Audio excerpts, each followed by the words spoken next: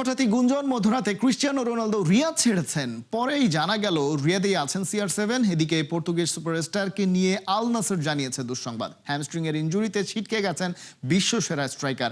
কতদিন লাগবে ফুল ফিট হতে কিছুই জানায়নি ক্লাব কর্তৃপক্ষ। Kohinoor corner report.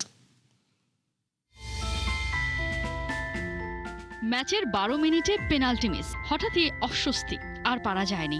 অবশেষে 81 মিনিটে খুঁড়িয়ে খুঁড়িয়ে মাঠ ছাড়া। সৌদি প্রো লিগে আল ফায়ার বিপক্ষে ম্যাচটায় আল নাসর জয় নিয়ে ফিরলেও দুর্ভাগ্যকে সঙ্গী করে ফিরেছিলেন ক্রিস্টিয়ানো রোনালদো।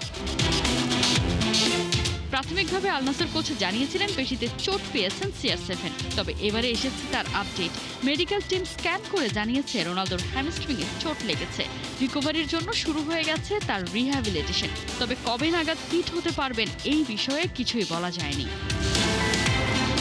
তাতেই রোনালদো ভক্তদের কপালে চিন্তার ভাঁজ।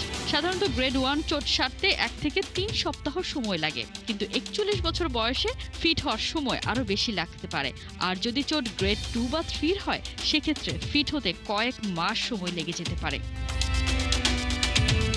রোনালদোর ইনজুরি নিয়েই যখন সবাই চিন্তায়, তখন আকাশে বাতাসে ভেসে বেড়াচ্ছে নতুন গুঞ্জন।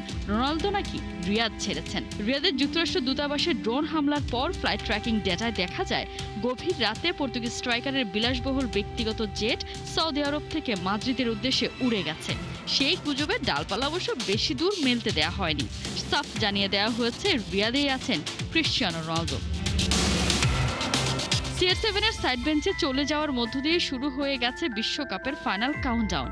গেল 4 বছর ধরে ফুটবলারদের মনে ঘুমিয়ে থাকা আগ্নেয়গিরি জ্বলে উঠতে হাতে সময় মোটে 99 দিন। এমনই সময় ইনজুরিতে পড়া, এ যেন বিনা মেঘে বজ্রপাত। জেগেছে শঙ্কা, ক্যারিয়ারের শেষ বিশ্বকাপটা খেলতে পারবেন তো CR7? একদিকে ক্যারিয়ারের 1000তম গোলের মাইলফলক, তার সাথে 6 বিশ্বকাপ খেলার নজির গড়া। ইনজুরি আপাতত থামিয়ে দিলেও রোনালদোর সময় এখন শুধুই এগিয়ে যাওয়া। কোহিনুর কর্নার, 71।